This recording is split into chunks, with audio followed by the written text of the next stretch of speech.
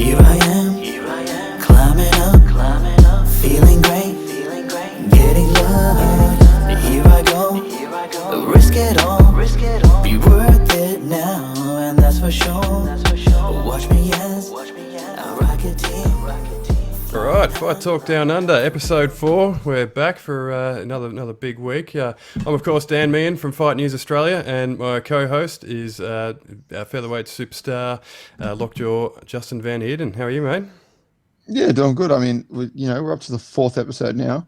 We've come this far, so it's the success story that is Fight Talk Down Under is continuing. It is continuing. It's getting better. So I'm excited to when we get to that point where we're like, hey guys, welcome to episode 40, and then like eventually, welcome to episode 400 if we're still alive by then, if Russia hasn't invaded the world and taken over control of everything. Well, there's certainly no guarantees on that front at the moment. It's looking pretty ominous over there, but we'll keep going as long as we can. And it's been a good start so far. It's been fun anyway, and hopefully everyone listening has enjoyed it.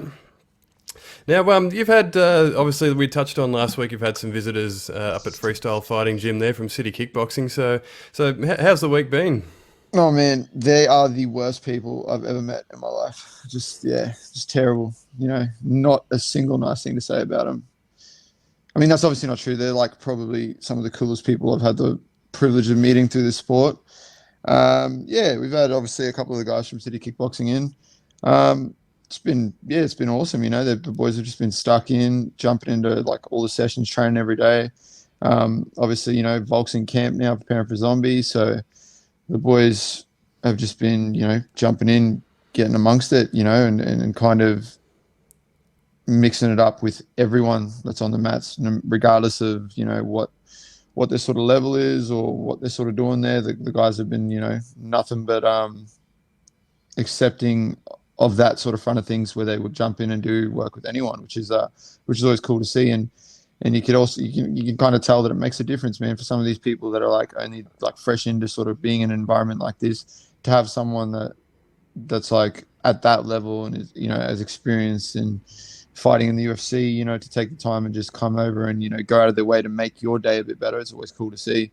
And that's kind of the vibe that's just been there the whole time the boys have been there. Obviously Jamie had his last sort of hard hit out on Friday, just gone. He's obviously, heading out to fight Jalen Turner. So it was cool. The boys were there to help him with his last sort of hard hit out and sort of couple sessions, and give him that extra push. So the energy was quite strong in the room on those days, as it is every day. But especially when it's someone's last couple of sessions before it's time for them to go do their thing, it's always that extra level, that kind of the energy's good, the banter's good. So it's been awesome, man. Like everyone that's here from City Kickboxing, like Blood Diamond, Carlos Ulberg, Eugene Behrman, all the guys that are just sort of here, they're kind of just stand up guys, just doing their thing, and they just love martial arts, love a bit of banter. It's been awesome watching the banter play out between Eugene and Joe in the gym. So there's always something for each one of them to sort of pick up with each other, and it's just been pretty funny. So and I think for those boys, it's been funny for them to sort of see how Joe generally is in the gym day in, day out. And he's always good for a laugh and some entertainment. But it's been wicked. I have nothing but good things to say about all the boys that I've sort of shared the mats with. I sort of got to pinch myself every now and then. I was sort of even saying to some friends today, I still got to pinch myself a bit, man. Like I kind of, you're just getting to deal with some of the greatest minds in mixed martial arts and some of the pioneers of the sport. And then, people that have been around the game for ages now. So super privileged. And it's been wicked to have the guys there.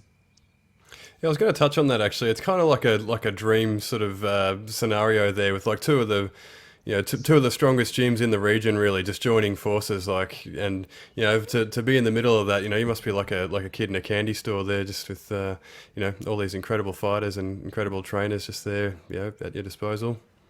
It's good, and it's like just being around them from that capacity of things, where you're sort of thinking about who they are within the sport, and like you said, within the region, but just sort of just actually getting to kind of hang out and sort of bounce just general conversation and kind of everyday sort of things off people. It's kind of, there's that avenue as well, because I think it's cool for like people to sort of see these guys in it, or it's for any athlete or any sport, to see them on TV and kind of have this sort of thing, and to then like go, oh, okay, well, yeah, this person's obviously an elite athlete, and you form this perception of them, but at the end of the day, we sort of remember that like they're normal guys, they're normal people, like they have their own sort of thoughts and processes and personalities and banter and stuff like that. And that's been the coolest thing for me, is just sort of, kind of just getting to bounce around with the guys and catch their sort of different ideas and thoughts and processes and conversations, and just kind of just, have a chat, have a laugh, and just sort of a general sort of good banter in between the sort of hard work that we're doing on the mats. Which like even so, like, for example, like I had a conversation with Carlos where I kind of said to him, I was like, man, I got to be honest with you. Like when I did like the breakdown before your fight on the card where you and Izzy in that fought, man, like I for sure was like, man, I don't know about this dude. Like, I don't know if he's like doing this because it just kind of works out now, or it's kind of a thing. But after hanging out with him for a couple of days, training with him, getting to actually talk to the guy and stuff like that, man, you can tell that he's actually like 100% invested into this sort of thing, and wants to be in that world championship sort of conversation and caliber and stuff like that. And super nice guy, super humble. So that's been cool for me. And that's another thing that you can sort of take away from it, man. When you get the opportunity to rub shoulders with people like this, you can kind of really appreciate the work that they're doing in the sport, and when they go out there and put their performances on. But at the same time, you can actually go, you can reel it in and reflect on yourself and go, maybe I was wrong about my sort of perception with this person, which, like I said, I feel super privileged now that I've gotten to sort of bounce around with him these last few days, and kind of, just get to know him and all the other boys as well. It's been awesome. And like just seeing the work that gets done, some of the rounds I've gotten to see, like the other day when we had sparring, kind of just watching Carlos and Tyson Pedro move around and do rounds of the work that they're doing, and you sort of seeing these guys and the pace that's being set, and the level that it's sort of at, and then getting to move around with like I said, with like someone like Blood Diamond, man, who's, you just kind of like, it makes no sense to your brain how he's able to hit you from certain positions and the certain stuff that he's able to do. Like you think you're circling out of range, and next thing there's a foot just smacking you in the face, and you're like, man, I thought it was good. Like I thought it was good here. I thought it was safe. Like, how are you hitting me right now? And then obviously, having someone like Eugene in the gym, who's, like you sort of touched on, a brilliant mind within the sport, and watching him and Joe kind of dissect things and be aware of the rounds that are happening. Like obviously there's multiple people sparring at once, but they're aware of everything that's happening. So they're constantly like, and then afterwards they're pulling people aside going, here's what we can do. Here's what we need to change. This was really good. And you're like, how are you able to comprehend all this when all of this is happening at once? And I'm sitting there trying to focus on one round, and then I'm like missing out on something else that's happening here, but they just see everything. They read everything, they analyze everything. And that's awesome. That shows you how invested they are into the sport, and then into the individuals that are on the mat at any given time. It's kind of an eye-opening thing when you meet someone in person, isn't it? Like, or even on Zoom or whatever. But you meet someone one-on-one. We form these perceptions, like you sort of said there. We form these perceptions of people that we watch on TV, right? Just based on their attitudes when they've got cameras in their faces, and when they're in the ring in their underwear in front of thousands of people, punching on. But then when you actually meet them in person and realize that they're just a normal person, it kind of just flips it all on its head. Like even in doing what I do, I've met lots of people that I would never thought that I would ever share a conversation with, and it's the same thing. You're just like, oh, they're just like you and I. They're just people trying to make a living, and part of that just involves just being on television and fighting and all that sort of stuff. So it's it's definitely an interesting thing. It's interesting that you brought up Carlos there. I actually wondered whether he might have, because things get back to people when you say things on podcasts. Not that you said anything really bad, but I thought it would have been an interesting little dynamic there if he had have actually heard some of those things. But sounds like he's a pretty down to earth sort of character anyway, and would have shrugged it all off. But Is there Yeah, anyone that from that team that really just sort of stands out to you? Do you look at someone on the mats there and just think, wow, this guy is legit? Eugene. Eugene? Yep. Obviously he's obviously an incredible coach, but with that comes a wealth of knowledge in the sport and an understanding of the game in such a deep capacity. But the coolest thing that's been sticking out for me is watching Eugene jump in on all the sessions. Like he's just jumps in, does trains like everyone else, just gets stuck in. And I thought that was, that's been really cool to sort of see. And yeah, just kind of watching him go through the motions and just do it.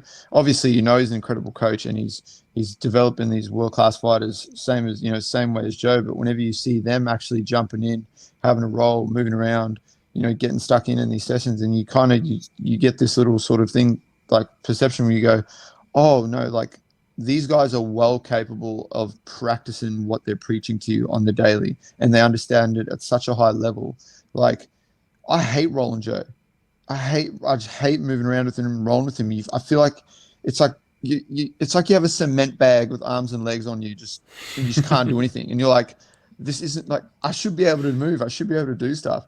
And then if he's like holding pads for you, or he's breaking down some striking techniques and stuff like that, and when he starts physically showing you the sort of movements and the stuff, and you're like, I have no idea really. At the end of the day, you're kind of like, the more you learn, you just realize I have no idea. And the understanding of where they're at, and the level of knowledge that they actually have, and practice that they've put in over the years, you're kind of just like, man, I have a long way to go. And it's the same with Eugene. So like, that's been something that stuck out for me. But as far as like an athlete, where I'm kind of like looking at them just going like, you don't make sense to my brain, that like the stuff that you can do. Bloods is probably one of those people that sticks out. Like I sort of said, it's the way I was unfortunate with how his debut went, but I think he's going to be able to rally up, bounce back, and kind of showcase his skills in his next performance. But that guy, man, the stuff that he can do with his body, his understanding of distance, his ability, his striking ability, his understanding of MMA as a whole is actually a lot deeper than he would have got to show in his debut and what people might think, based on the experience level that he has in mixed martial arts. But you can tell the guy's, he's very knowledgeable within the sport, and obviously he's super talented. He's a freak. It's interesting that you brought up Eugene there. Like, I guess youth and athleticism can get you so far in this sport, but really knowledge is key at the end of the day, isn't it? They just, they accumulate all that knowledge and all that experience, and still I don't know how old Joe and Eugene are, but, they can still, take it to a young buck like yourself pretty easily on the mats there. But I think Eugene had a pretty extensive fight career, right? I believe so. Yeah, I know. I think from memory, from kickboxing, right? Yeah, from definitely in the kickboxing capacity. Yeah, and that's like, I mean, that's sort of the thing about it, man. Like I've seen countless videos over the years, whether it's in a boxing format, mixed martial arts, wrestling, whatever the capacity is, jiu-jitsu. You see some of these older guys, and then you see them moving around with some of these young up-and-coming people, and you're just watching them just like absolutely just pick people apart, or just ragdoll them around, and you're like, what is happening here? But it's not just, it's the experience, but it's the understanding of how they maneuver their body, how you respond to some of the stuff they're doing, the little subtle intricacies that you see when they are kind of doing things and they're setting something up, and they're like, for example, from the jiu-jitsu side of things, you roll someone that's like experienced, that's been around the game for ages, and someone like, for example, like someone like Joe, you are going through plan B, C, and D in your head of how you're trying to improve your position or do something. He's already at F, and he's waiting for you to get there. And once you get there, he's already 4 steps ahead of that. So you're kind of like, what is happening right now? And I guess as you go through sort of your own kind of experience, and you build up from there, you can kind of see that for yourself. But when it's happening to you at such a level where you're sitting there going, this isn't right. Like I'm not like, it's not like it's my first day on the mats. Like I should be able to, for example, I should be able to improve my position. I should be able to land a punch. Like, what is happening? Why am I not able to do things? But then you realize it goes so much deeper, and that the more you think you actually know you actually don't, and there's so much more that you can absorb in. So, and that's when it comes back to sort of just being, mature enough to sort of still go, man, I've got so much more that I still got to learn in this game. I'm so young into it, and look who I'm surrounded by on the daily. I'd be an idiot not to just sort of shut my mouth and absorb it and kind of soak it all in. And I see it sometimes with some of these other people, man. They get around some experienced people and they're just missing the picture in front of them. They're focused on something else like entirely, and they're just missing out on the opportunity that's right there. Like, for example, one of the days sort of last week, I was just watching one of our amateurs who he pulled like Bloods aside, and I was asking him about, certain ways that he was setting up like a certain kick and a certain sort of clinch where he was disengaging and landing sort of like a head kick.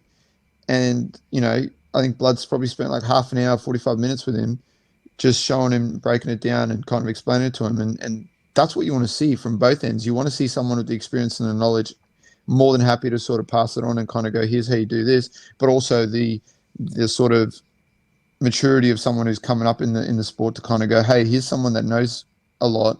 Let me kind of pick their brain a bit and soak it all in, instead of doing the detrimental thing and kind of just going, nah, like I'm good. I kind of know what I'm doing. I have my own sort of thing, and I'll just kind of go through the motions. It's a difficult thing for a male to do in a lot of ways. I don't know if that amateur was actually a male, but for us guys, it's hard for us to put our egos aside and just sort of be humbled on the mats and sort of absorb those lessons. So that's that's an impressive effort from that amateur there. But as you sort of touched on earlier there, we're in camp. You've got Jamie Mullarkey. I think he's sort of part-time. Is he with Ross Pearson still, or is he at Freestyle full-time now? So he sort of splits between freestyle and Central Coast MMA, where he's still under Ross. So, I believe him and Ross flew out this morning to go to America. So, so he's kind of split between the two. And obviously this would be, I believe he'll fight, and then I'm not quite sure, but I'd imagine he'd come straight back and then to help sort of finish off Volk's kind of camp. So yeah, it's basically, the way it's sort of panned out now, it's basically like, we've kind of all, like those boys from Central Coast and some of the boys from Sydney and that have always kind of like, it's always kind of like joined together. So even though there's the separate entities, it's all kind of like joined together and forming this kind of oceanic alliance, I guess you could call it. And everyone's kind of just getting stuck in and doing the work. Like obviously we had the City Kickboxing boys here. Obviously, we have Jamie Mullarkey doing his camp. We have Blake Donnelly coming up and splitting between being in Canberra and coming up to freestyle. We had Tyson Pedro in. Obviously, we had Aline Blanco in. And like we've had all these people that are kind of like coming in, sharing the mat together, and you can kind of just see the level of work that's being done and that continues to be done. It's just going to keep increasing, and that's just a given. So, look at someone like Jamie. He's going against Jalen Turner in this upcoming fight with all the potential to go out there and get another 50K bonus and get another stunning knockout. And that comes back to the work that we're doing and having the ability to share the mats with all these highly talented individuals. Like you pretty much if you walked into freestyle, at any given moment, and obviously there's going to be like world-class people on the mats, but especially at the moment with the boys from City Kickboxing being here, with people, all these other top Australian fighters being there, we literally have some of the most talented individuals in the oceanic region all in one room doing work together. The results that you're going to get of improvement out of that are always just going to be immense. Yeah, and that name you came up with there, the Oceanic Alliance, is pretty awesome. Actually, I reckon you should trademark that if that hasn't already been taken. There, it's sort of sounds like a little like a new wrestling stable in the UFC. There, the Oceanic Alliance. The new NWO. There, if you ever watched wrestling, 100%. That was a cool one. That stuck in my mind anyway. But I might actually trademark that. Yeah, I think you should because obviously out of our 7 listeners, someone's probably going to go and do it, so I may as well beat them to it. But no jokes, we do have more than 7. We've got at least 9. At least, especially it's episode 4, so I think we're going to crack the double digits. Yeah, yeah. No, so we love our listeners. We do have a decent audience building there. So it's been good on that front. But back to Jamie Mullarkey anyway. Yep. I guess, like you touched on there, he's coming up against Jalen Turner, who's another finisher. He's 11-4, 4-2 in the UFC. I think he's got all finishes. I think out of his 11 wins, Yeah. he's got 8 KOs and 3 submissions, which is pretty incredible stat, really. And obviously Mullarkey's is a finisher as well. The UFC seems to like to throw him these challenges, right? Like he's had Devontae Smith and Karma Worthy, who are both sort of big sort of physical guys, finishers, dangerous finishers. So Jalen Turner's probably a bit of a similar proposition in that front. So, and obviously Mullarkey's he's got 2 on the bounce now, so he's pretty well equipped for those sorts of challenges. So how do you see the matchup playing out? Yeah, so I mean, you're kind of not wrong there, man. They seem to want to, when it comes to being like some of these fighters from the Oceanic region, they're throwing them like to the walls, man. There's no feeder fights here like you get for some of these other fighters, and just like I said, like I'll call it like I see it. They definitely the matchmakers have no sympathy for fighters from the Oceanic region. If you look at some of these matchups that are getting thrown their way, but yeah, Jamie's just been gone strength to strength. Obviously, you look at his last 2 performances, and especially that last fight with Devontae in the first round. There were a couple of times too where Devontae was able to get some good shots off and do some good work. But at the end of the day, the maturity that you're seeing in Jamie in these performances, where he's adjusting in these little moments, he's winning these little battles, and then able to sort of pull himself together and go, okay, let's go back to what works for us. Here, let's reset to the game plan that we had, and let's go out and kind of do the work that we're capable of doing.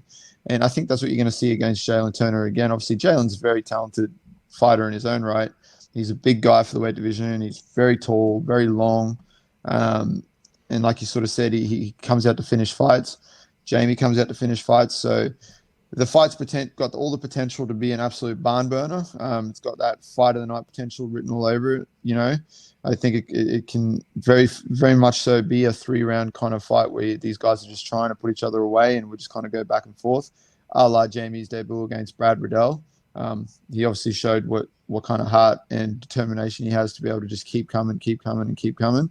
But man, I'm going to just say that I see Jamie absolutely melting Jalen Turner in this fight. I feel like he's going to just be able to use all the tools that he has, his head movement, his kicks, his punches, his ability to wrestle, all that sort of stuff's going to come together, and he's going to just put a pace on. And kind of similar to how the fight went with Devontae, I feel like at some point Jamie's just going to just start, putting a pace on that's going to make Jalen sort of crumble and kind of, lead him to an exit. And it's going to be up to him which exit he decides to take, whether that's going to be crumbling and trying to just hoping that he gets taken down and pounded out, or whether he's going to get submitted, or whether he's just going to get knocked clean out on the feet.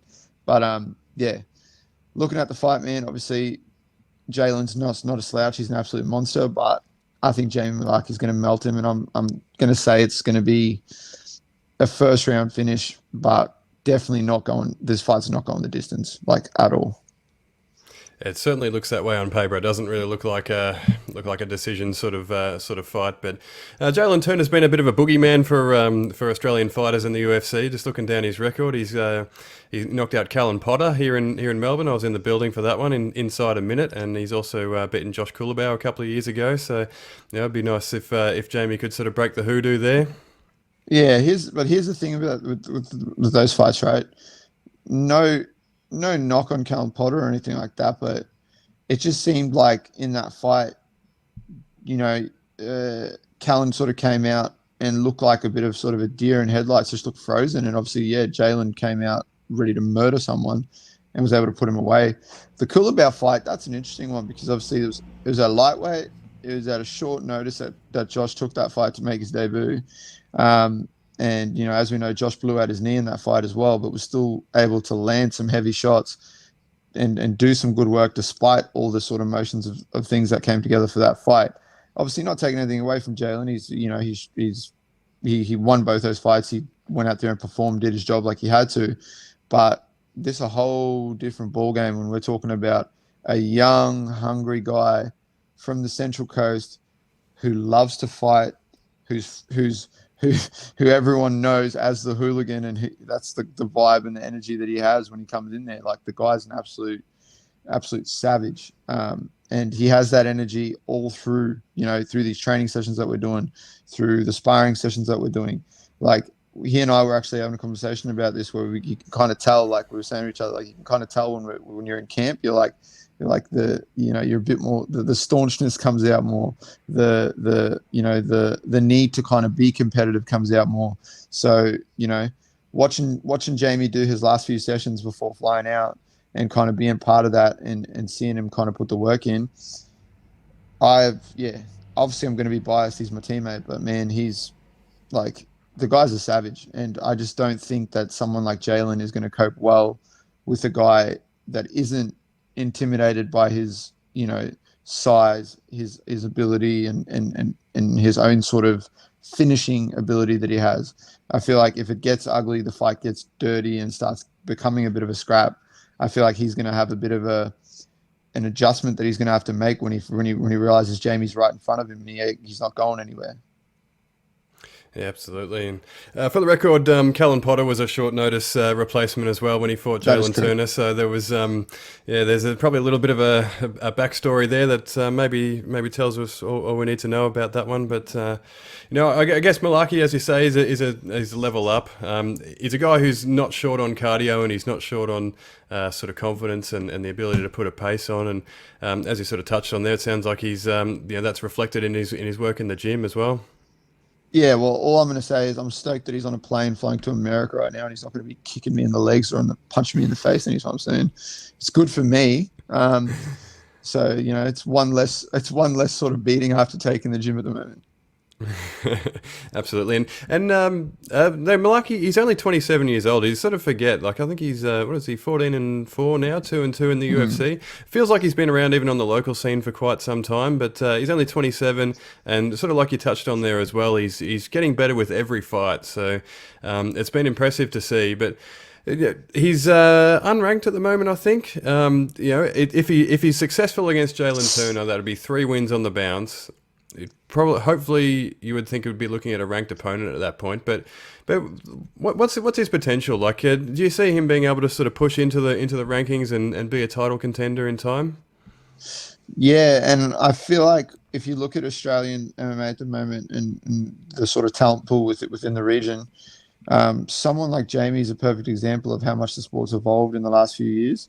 So and just, I think he's for sure going to have the potential to get out there and get himself amongst the top ranked lightweights and work towards fighting for a belt and going down that route, because it's shown in his performances so far within the UFC, from his debut to like where he's at now, but then the maturity and the self-awareness as an athlete to go, hey, there's the featherweight world champion is a couple hours away from me. I'm going to go and train with him. I'm going to go and absorb the knowledge I can. I'm going to go and do work with him and bounce off him on the daily.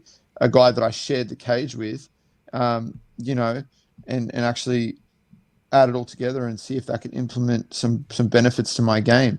Because a lot of people, man, they don't have, like you're talking about before, we're talking about male ego and stuff like that. They wouldn't have the ability to do that, man. I know, like I can tell you, a majority of the people would not want to take their ego, put it aside, and go train with someone that they shared the cage with that beat them. It just wouldn't be a thing. So the fact that someone's got the ability to do that and shows you just how much dedication he has to the sport and wanting to improve and to just continue on the journey, it all speaks to that. So I feel like he's got all the potential in the world. And man, I'm just going to keep putting it out there, man. At the end of the day, the work we do, people ain't doing the work we do. And it's just going to keep being shown every single time. You're going to keep seeing Volk defending his belt. You're going to keep seeing Jamie, Blake, Josh Kulabau, guys like that. You're going to keep seeing them coming in and doing these incredible things because they're working with their own coaches and teams, but they're coming in, they're sharing the mats with all these other top athletes in the country. And it all matters. It all adds up. And that's what happens when you see these performances. That's why that's happening, because the work's being done the maturity and the self-awareness is there to absorb the knowledge that you have at your disposal. But then also, at the end of the day, these guys are doing this sport because they want to be the best in the world and want to be world champions. They're not here to just do it for a bit and then, okay, make some money and then get out and focus on other things. Like, everyone that walks through those doors that's on those mats, you can kind of tell, like, the pros in that, like, they're all 100% invested into this. So, yeah, I think there's a potential for a bunch of Australian and New Zealand athletes to become champions within the sport across every level and potentially multiple different promotions. And Jamie's certainly one of them. Definitely, and he's he's too cool for Fight News Australia now that he's knocking on the door of the top 15. He no longer returns my texts, so shout out to Jamie there if he's listening. But it's definitely going to be interesting to see how he goes as he sort of pushes into the rankings there, because lightweight is one hell of a division. If you got let's say for example we've got Gregor Gillespie at 10 and Rafael Fiziev at 11, so that gives you an idea of what's what's awaiting someone who's aspiring to get into the rankings. So but it's hard to bet against him when you see a fighter of that age who's putting on fantastic performances and improving every time. Then it's hard to bet against someone like that. Yeah, and I mean at the end of the day, like like you sort of touched on, man, he's only early into his tenure within the UFC. Like, that's something that people are forgetting as well. Like, he's early into his tenure in the UFC, but the guy's super experienced. Like, he's had a lot of fights. He's had a lot of high pressure situations already. He's had the experience in all these different sort of capacities. Like, I mean, when he fought Brad Riddell, that was in front of a capacity crowd and was an absolute crazy fight. So, he's had all those sort of crazy experiences within the UFC already within these fights. And within his career just in general. So, yeah, all that sort of stuff, it all sort of factors in. Like, but as for him winning this fight against Jalen, I'm pulling for him to get another sort of knockout, get another bonus. And then I think he definitely did say that it's his shot. It's going to be his shout for shots and beers and stuff like that when he gets back. So, and then when we're doing that, I'll be sure to pull him aside and be like, all right, man, you got to come on Fight Talk Down Under and give us a bit of a breakdown, some gossip, some extra content, help us boost things up a bit. Absolutely, yeah. Get a few shots into him first. Yeah, it's funny what you'll agree to after a couple of those when you're riding off the back of a win and feeling generous. So sounds like a good plan. But in the main event on the weekend, which is obviously not Australian, but we'll touch on it as well because it's kind of a fun one. It's Colby Covington and Jorge Masvidal. Yep. It's obviously been a fun build-up as promised, really, as advertised. Both guys coming off 2 losses to Kamaru Usman, really, but it's just obviously the situation with them being ex-teammates. Both title contenders. All the backstory. Both outspoken sort of guys. It's been fun, but on paper, it's a really fun matchup as well. So, yeah, how do you see it?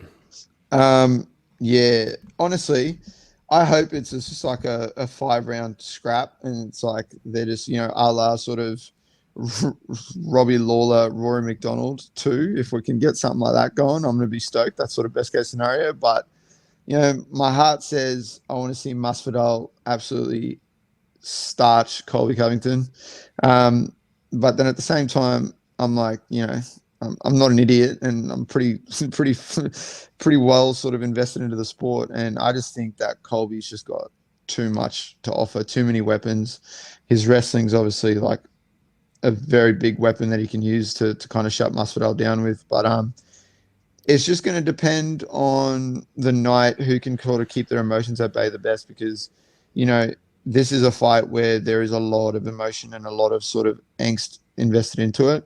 And then, Masvidal's got a lot of pressure on his shoulders because his entire team, all his teammates, his coaches, like a big portion of the world and fans of the sport want to see him iron out Colby Covington and, put him completely away. But at the same time, Covington's got a lot of pressure on himself, because if all these things that are coming out in the lead up to this fight are correct, and you're saying that they're not, and you're trying to paint this picture that you have been hard done by, and this wasn't the case, and they're the problem, you weren't, blah blah blah blah blah.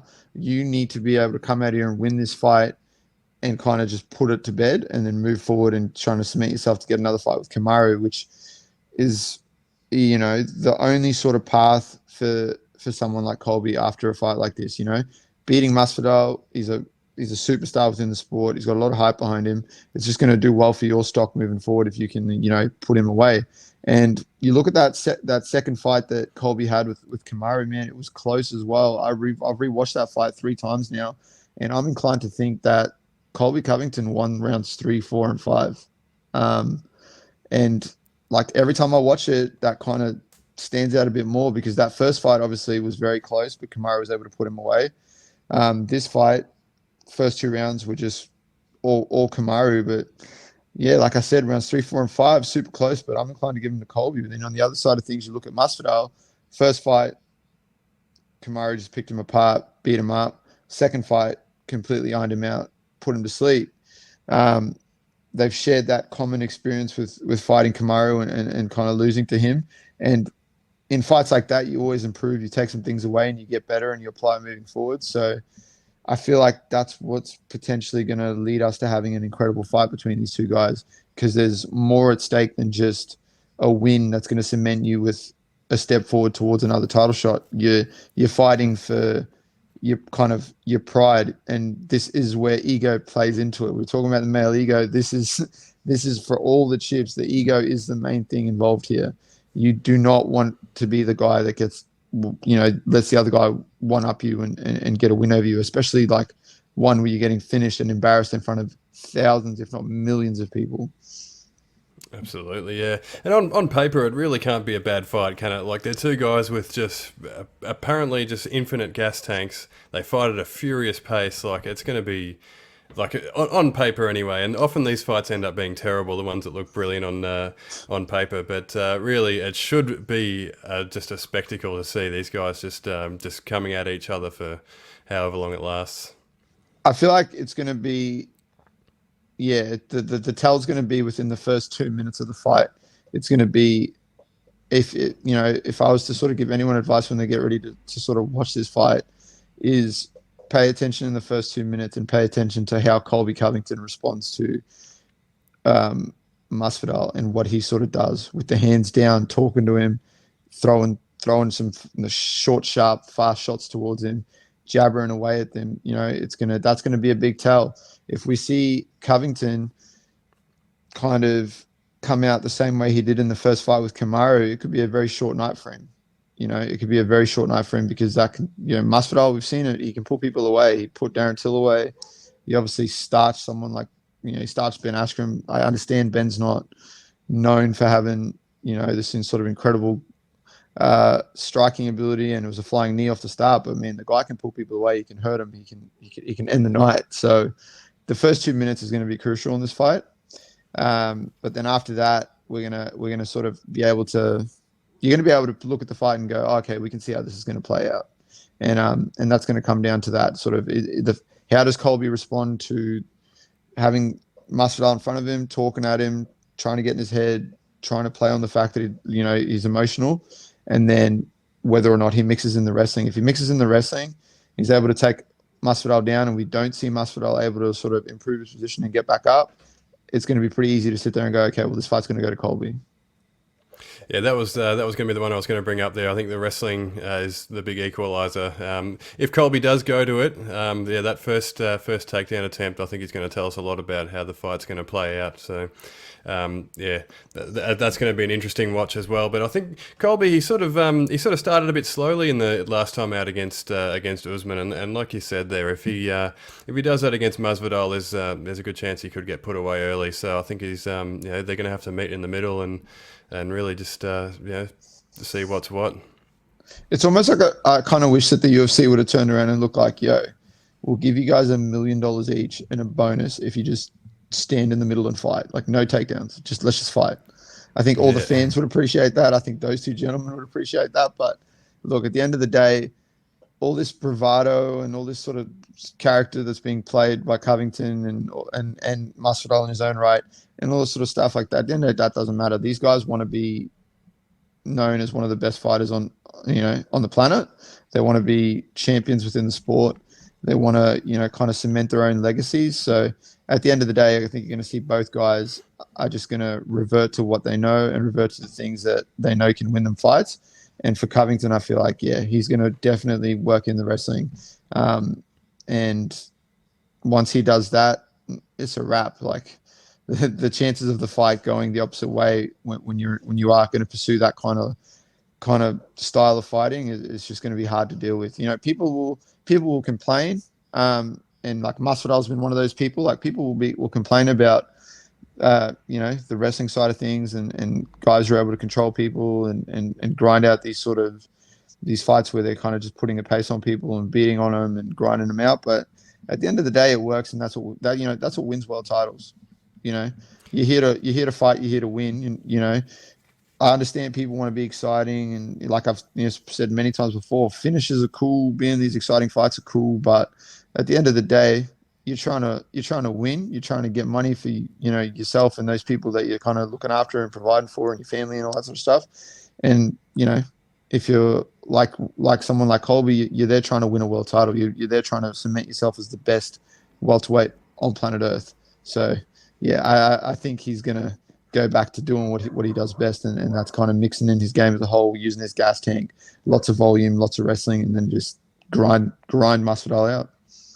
At the end of the day, it's a high stakes fight, and they have to win. Like it's one thing to put on a fan friendly fight, but at the end of the day, you've got to come out with a win, because both guys have had their colours lowered twice now against Kamaru Usman, and whoever loses this fight kind of falls back into the pack a little bit. So really, Covington and Masvidal, they've got to do whatever they have to win the fight at the end of the day. But does it feel like maybe a title shot is on the line here, or because on paper it kind of seems like a little bit of a similar situation to Robert Whittaker, where they've kind of lost now twice to the champion, and they might need to possibly string some wins together to sort of sell their cases for a third fight against Usman. Or do you think maybe, given the magnitude of this fight and this rivalry, do you think the winner would be catapulted into another shot against Usman?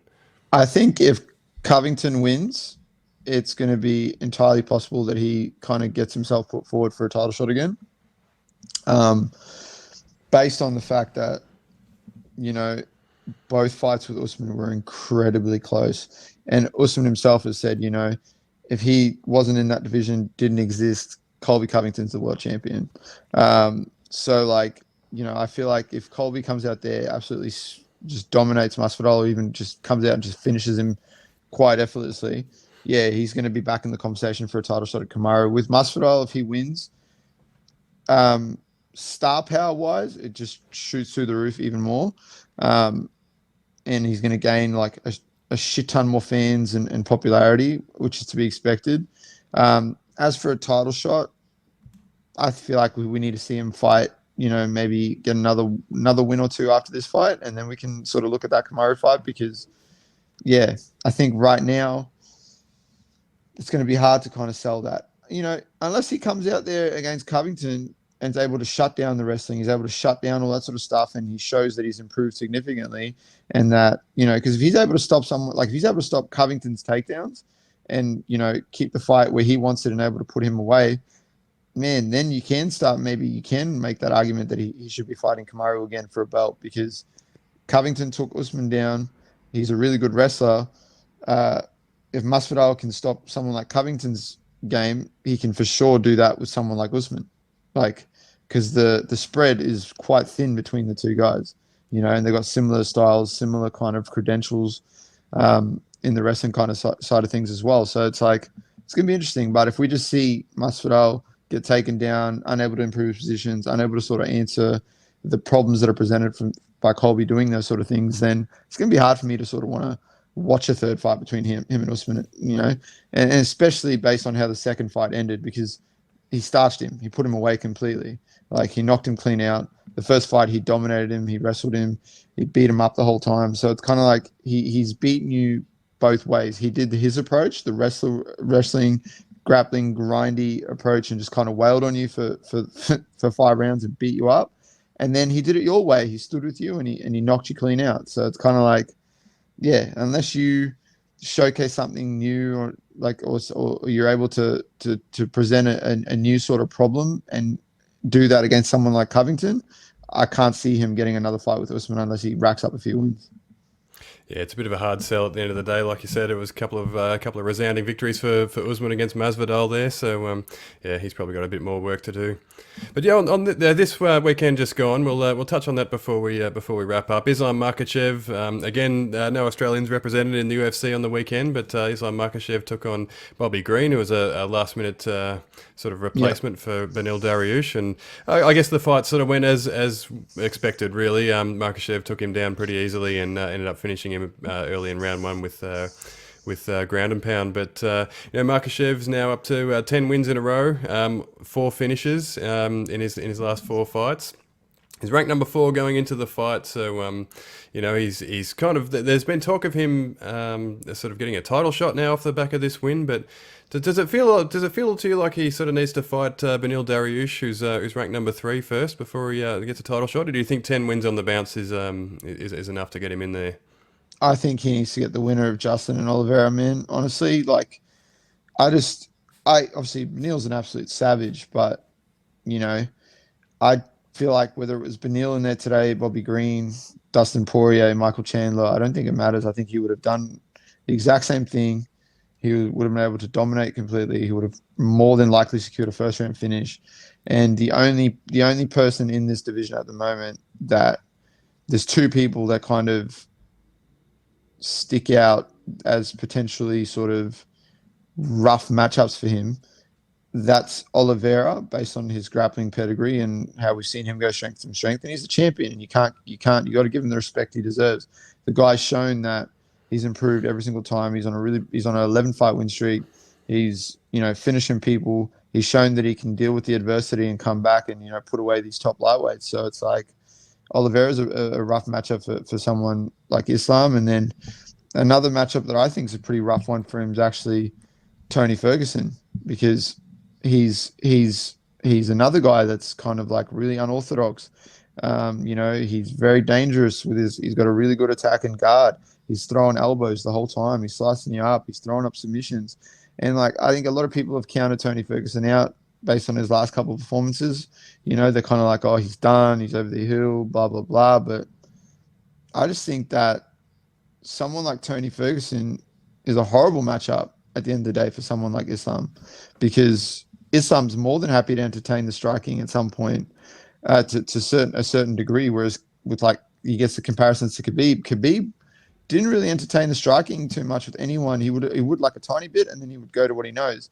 He kind of, in the Gaethje fight, that was the only fight where you kind of really saw Khabib take control on the feet as well, and he was able to just beat up Justin. But I feel like there's a bunch of different factors involved. He was fighting. His dad just died. He wanted to get the win. He knew he was going to walk away. So I kind of think he was just kind of like, nothing's going to stop me. Nothing's going to faze me. I'm going to go out there and do what I need to do. Whereas Islam, you've seen him. He's more than happy to trade with people on the feet. And there's been a few times where, he's taken a few shots here and there, and he's had to deal with some sort of problems coming his way. And at the end of the day, you've got to give someone who's got a grappling ability like an Oliveira or a Ferguson, you've got to give them a credit and kind of the respect as well, because they can throw submissions up from all these weird angles. They can hurt you with elbows and stuff from the bottom there.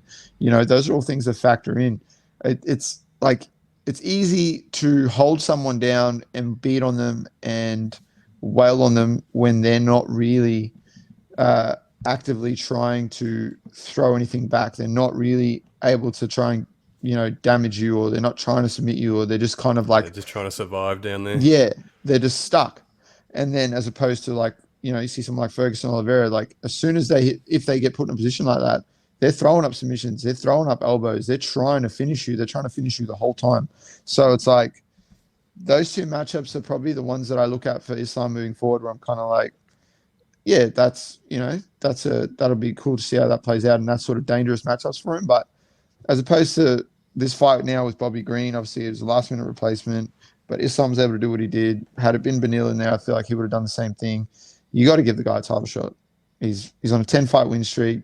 You give him the winner of Gaethje versus Oliveira, and after that, you're going to be. I feel like we're going to be in his world if he can pass the test that's in front of him, which I think more than likely will end up being Charles Oliveira. Like, I feel like it's going to be. We're going to get set up to see a good couple fights between Islam and Oliveira moving forward, and then we're going to see some of these other guys come back into the mix as well. How do you reckon he fares then? Is this a future world champion we're looking at in Islam Makhachev?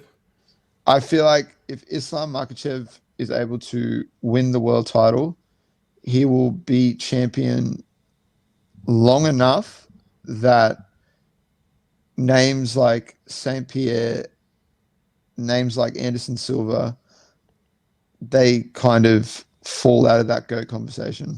I feel like he's got potential to rack up a record number of title defenses in a division that, like we spoke about, is absolutely stacked with talent. And so, you're covering all the bases. He's a young guy. He's got time to rack up a bunch of defenses, set some records, beat the best people in the world, and such a high caliber of athlete that we don't have those things popping in the conversation where you do with Khabib, where it's like, okay, there's only like 4 or 5 wins that he has that are like, you can kind of go, okay, those are like notable wins. And then you look at someone like Anderson, who's like the record for title defenses. Someone like St. Pierre won 2 belts, was able to sort of do all those sort of things. But if Islam's able to become champion, defend the belt for a record number of times, and keep beating these guys that are sort of in the lightweight division at the moment, man, we might be talking about one of the greatest mixed martial artists to ever do it.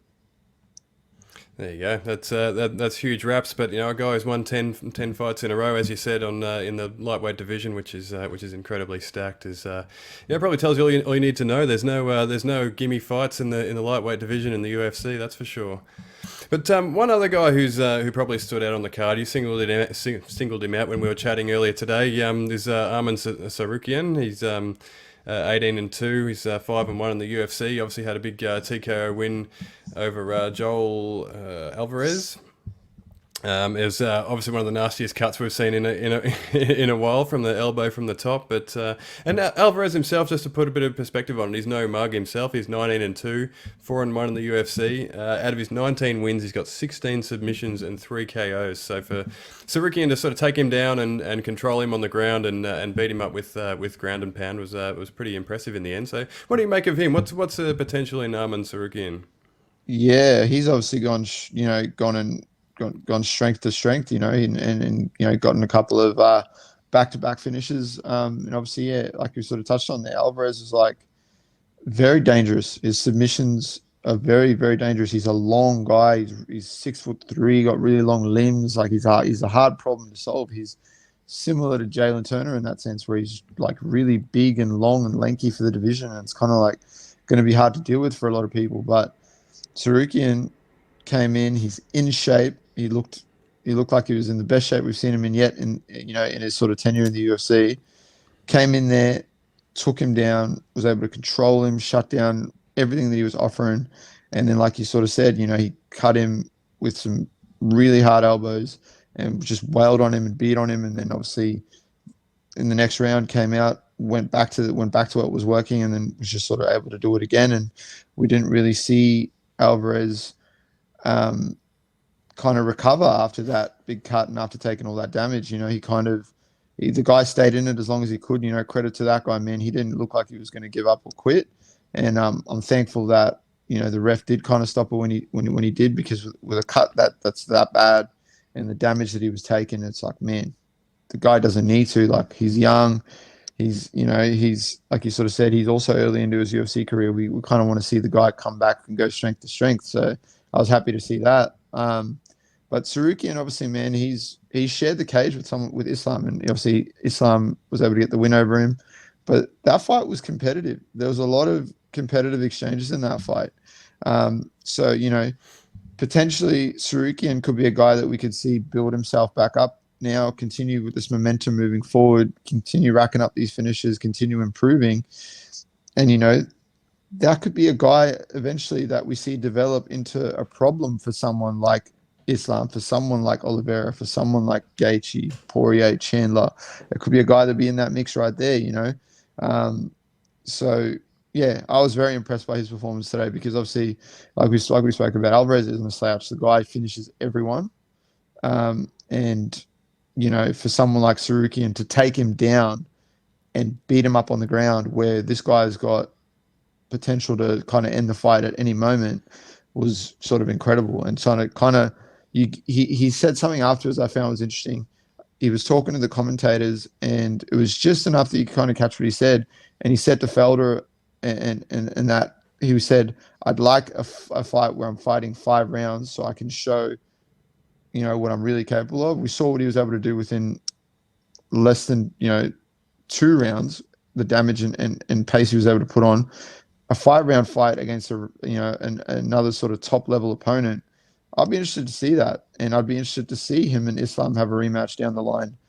5 rounds, get after it, and kind of see how that plays out. So yeah, he kind of stuck out for me a bit today. Obviously, Islam had a great performance. There's a couple of good fights on the card, but he kind of he stuck out a bit for me with his sort of performance. Absolutely. He's only 25 years old as well, which is kind of a scary prospect. We've got a guy like that with sort of the wrestling and the sort of, I guess, the physical strength that he has at only 25. You know, he's still developing, already ranked number 13. A guy like that is just, it's going to be a problem for anyone, really, a guy who can wrestle the way he does. So he's going to be an interesting watch for sure. But before we wrap up, on the local scene, I was in the building last night at Demolition MMA here in Melbourne. It was just, it's only their 5th show. They're an up-and-coming promotion here in Melbourne. And shout out to Wayne, the promoter. His hospitality was fantastic. It was a really great night and a great night of fights. It was really well matched. But did you watch the show at all? Did you see? Yeah. Some really good fights. Obviously, the standout for me was probably a young Harry Webb. Did you see him as amateur? He's out of I want to say Infinite MMA. I hope I didn't get that wrong, but he looked the goods. He was probably the one that stood out for me on the night. And we don't go into the amateurs too much, but I think he's definitely one to watch. Yeah, really good composure too. He looked kind of, it didn't seem like you were watching that fight. You didn't kind of get the vibe that he was an amateur fighter, just kind of like, getting in there and having these sort of early experiences in the sport. He seemed quite composed, and like he kind of, in a sense, seemed like a guy who's one of these seasoned pros, like one of these guys that kind of he was just going through the motions. He was just doing his thing. He was being patient and was just able to kind of do what was obviously put forward to him by his team and his coaches, and to kind of execute that without any sort of hiccups, really. Like, I was quite impressed. And, the fights were all very well matched. Like, I quite like watching, like, especially these shows with these amateurs, with these sort of amateur fighters, and they're getting stuck in. And I've sort of spoken about that over the last few years, the level with even just the amateurs is just gone through the roof as well. Like, you're seeing some of these amateurs come out and they're looking like they're pros with like 20 fights. Like, the way they're sort of carrying themselves and the performances they're putting on and the talent that they have, you're just like, man, it's amazing. So yeah, like you sort of said, Wayne and his team are doing a great job, and I imagine it's going to sort of continue moving forward when they keep putting these shows together. Yeah, definitely. As you mentioned there was no bad fights on the card. There was no mismatches. It was all very well matched. So that was really impressive. That was probably just something that I wanted to quickly touch on there. But young Harry Webb, he looks like you said, he looks like a composed sort of kid, and he had a bit of swagger. I think he's definitely one to watch, and well-rounded skills too. So keep an eye out on that one. But I think we're out of time. We'll leave it there. But remember, everyone, please remember to like and subscribe if you're enjoying our content. You can obviously catch us on YouTube, Spotify, Fight News Australia, Google Podcasts, and on Podbean as well. Wherever you get your podcasts, chuck us a like, subscribe. Just keep an eye out for us. And everyone, thanks once again for listening. And Lockjaw, thanks again for stopping by. Yeah, no, I really enjoyed it. I think it's reinvigorating my constant passion and love for the sport outside of when I'm fighting myself, or I'm training, or I'm in these camps and doing stuff like that. Talking about fights, it just kind of keeps reminding me every time, like, why I love this sport so much and why I'm so invested into it. So yeah, I'm always going to be be hyped every time we record an episode, and then, you know, hearing people's feedback and just kind of seeing how everything plays out. Like, obviously, when we're talking about these fights, breaking them down, whether it's on the local scene to, you know, the top level of the sport, and then kind of seeing how things pan out and the little, I guess, situations that come as a result of that. I gotta watch it, you never know what might stop you. Here I am, climbing up, feeling great, getting love. Here I go, risk it all, be worth it now, and that's for sure.